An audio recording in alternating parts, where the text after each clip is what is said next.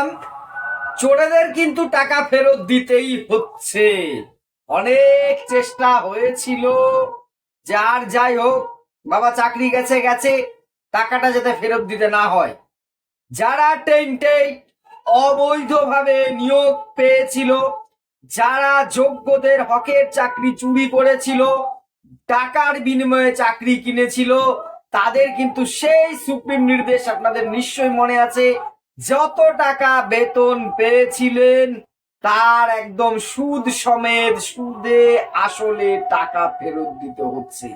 সেই বাংলায় প্রবাদ আছে, ঘুঘু দেখেছো ফাঁদ দেখনি, এবার ঘুঘু তার সাথে ফাঁদ দুটোই কিন্তু দেখতে হচ্ছে। দেখুন, আমার এই রূঢ় কথায় অনেকেই অখুশি হবেন জানি, কিন্তু যারা আমার নিয়মিত দর্শক তারা জানেন ডে ওয়ান থেকে আমি আমার স্ট্যান্ড একই জায়গায় ছিল। চোর চিটিংবাজ যারা আছে, শিক্ষকতার মতন একটা মহান পেশাকে যারা কলঙ্কিত কলুষিত করেছে, টাকার বিনিময়ে চাকরি চুরি করেছে, তার প্রতি 1% কোনো সহানুভূতি আমার নেই, ছিল না, আজও নেই, ভবিষ্যতেও থাকবে না। এবারে এই বিষয়ে কয়েকটি কথা বলবো আপনাদের সাথে। যে বা যারা টেন্টেড অর্থাৎ দাগি দাগি আলুর বস্তায় দাগ লাগলে কোনো আলু তাকে ফেলে দিতে হয়, নাহলে বাকি আলুগুলো নষ্ট করে। ঠিক এই দাগিরা আলুর বস্তাটাকেই নষ্ট করেছে। একটি 2016 সালের প্যানেলটাকেই অবৈধ ঘোষণা করতে বাধ্য হয়েছে আদালত এই দাগিদের জন্য। তাদের পৃথক যদি প্রথমেই এসএসসি করে দিত তাহলে এই প্যানেলটি বাতিল হতো না। যারা বৈধভাবে চাকুরি পেয়েছে, একটা কথা এটাও কিন্তু আমি প্রথম দিন থেকে বলেছি, 2016 সালের সবাই অযোগ্য, সবাই অবৈধ, এটা কোনো দিন হতে পারে না। আমি ব্যক্তিগতভাবে সেটা বিশ্বাস করি না। বহু যোগ্য লোক ছিলেন বা আছেন সেখানে, তারাও কিন্তু কলঙ্কিত হয়েছে। তারা কিন্তু যোগ্যতা দিয়ে চাকরি পেয়ে আজকে তারা সমাজের চোখে তাদের দিকে আঙুল তুলছে। শুধু তাদের নয়, আমরা যারাই শিক্ষকতার পেশার সাথে যুক্ত হয়েছি, এই চোর চিটিংবাজগুলোর জন্য আমাদের দিকেও কিন্তু মানুষ আঙ্গুল তুলছে। আজকে যারা শিক্ষকতার স্বপ্ন দেখছেন, একবার ভাবুন, আপনি নিজ যোগ্যতায় এত কষ্ট করে পড়াশোনা করেছেন, এত লড়াই করে চাকরি পাওয়ার পর যদি কিছু জনের জন্য আপনাদের দিকে আঙুল তোলে, সেটা আপনার কেমন লাগবে? ঠিক সেই জায়গাটা দাঁড়িয়ে কিন্তু ভাবতে হবে।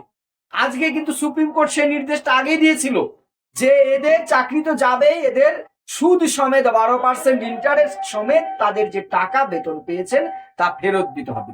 যদিও তার ডিপেন্ড করার চেষ্টা করা হয়েছিল, হয়তো তারা ভেবেছিলেন এই ফাঁকতাল দিয়ে বেরিয়ে যাবো, যা হোক খেয়ে দিয়ে শোধবোধ। এবারে এদের মধ্যে কিন্তু একবার একদল সুপ্রিম কোর্টে গেছিল যে আমরা তো শ্রম দিয়েছি, তার বিনিময়ে পয়সা নিয়েছে। আরে বাবা, শ্রম তুমি ঢুকেইছো, ঘুরপথ দিয়ে তোমার শ্রমের কোনো মূল্য নেই। এই শ্রম হচ্ছে পণ্ড শ্রম। তুমি যতটা না উপকার করেছো তার চেয়ে তুমি বেশি ক্ষতি করেছো সমগ্র শিক্ষা জগৎকে। এদের কিন্তু টাকা ফেরত দিতে হবে, তার নির্দেশ রাজ্য সরকার জারি করেছে। প্রত্যেকটা কিন্তু ডিএমদেরকে নির্দেশ দেওয়া হয়েছে, ডিআইদের নির্দেশ দেওয়া হয়েছে, সেই জেলায় কতজন এরকম দাগি টেন্টেড শিক্ষক শিক্ষিকা আছে তাদের তালিকা এবং তাদের টাকা বেতন কত কি আছে সেই হিসেব করে সেই টাকা তাদের কিন্তু এবারে একে একে ট্রেজারিতে জমা করতে হবে। যেমন ভাবে বেতনটা তারা নিয়েছে অবৈধভাবে, তাদের ট্রেজারিতে কিন্তু টাকা জমা করতে হবে। এখানে সবচেয়ে বড় আমার অন্তত প্রশ্ন, শুধু এইটা করলে থামলে হবে? চাকরি আমি চুরি করেছি মানলাম, যে আমি কিনেছি মানলাম, যে বেচেছে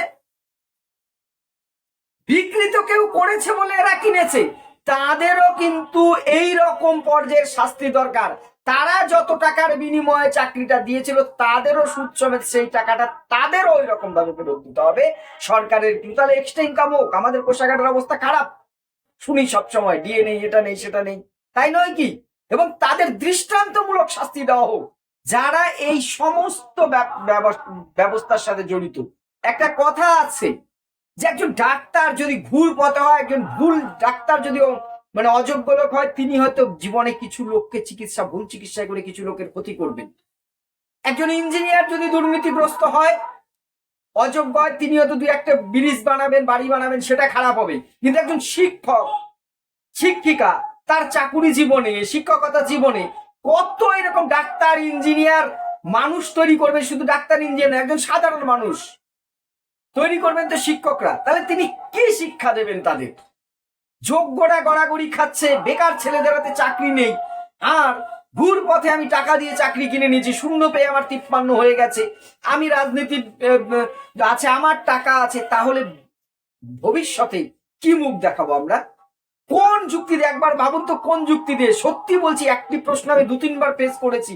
ক্লাস 11-12 যে ছেলেরা, কোনো কথায় অনেক সময় তাদের সাথে গল্পের ছলে, শুধু পড়ানোর মধ্যে আবদ্ধ কোনোদিন থাকেনি, যে স্যার কি, ওরাও তো টিভি দেখে, এখন সোশ্যাল মিডিয়ায় দেখে, স্যার আর কি হবে আপনার, এখন তো সব টাকা দিয়ে চাকরি পেয়ে যাচ্ছে।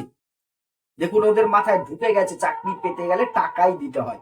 তাহলে আমার প্রতিও তাদের অবিশ্বাস আছে যে এই স্যার আবার চাকরি টাকা দিয়ে পায়নি, তো স্বাভাবিক, আশাটাই স্বাভাবিক, সেটা বলুক না বলুক। কত বড় লজ্জা বলুন তো, কত বড় লজ্জা একজন শিক্ষক শিক্ষিকা হিসেবে। আপনারা যারা শিক্ষক আছেন, যারা হবেন, স্বপ্ন দেখছেন, নিশ্চয়ই আপনারা সফল হবেন, তাদের কাছে এটা আমার মনে হয় একটা সঠিক পদক্ষেপ। এবং এই যে কজন আছে যারা সত্যি সত্যি দুর্নীতির সাথে যুক্ত, যে প্রার্থীরা ছিলেন, তারা তো এসএসসিতে বসতে পারেনি, শুধু তাই করলে হবে না, তারা যেন ভবিষ্যতেও কোনো অন্তত শিক্ষকতার চাকুরিতে কোনোদিন প্রার্থী হিসেবেই মানে না বসতে পারে পরীক্ষায়, সেইটা তাদের ব্যান করা হোক। এই দাবিটাও আমার তরফ থেকে থাকছে। আসুন আমরা সবাই এই দাবিটা তুলি, এইটা বন্ধ হওয়া দরকার। যে কোনো চাকরিতে দুর্নীতিটা বন্ধ হওয়া দরকার।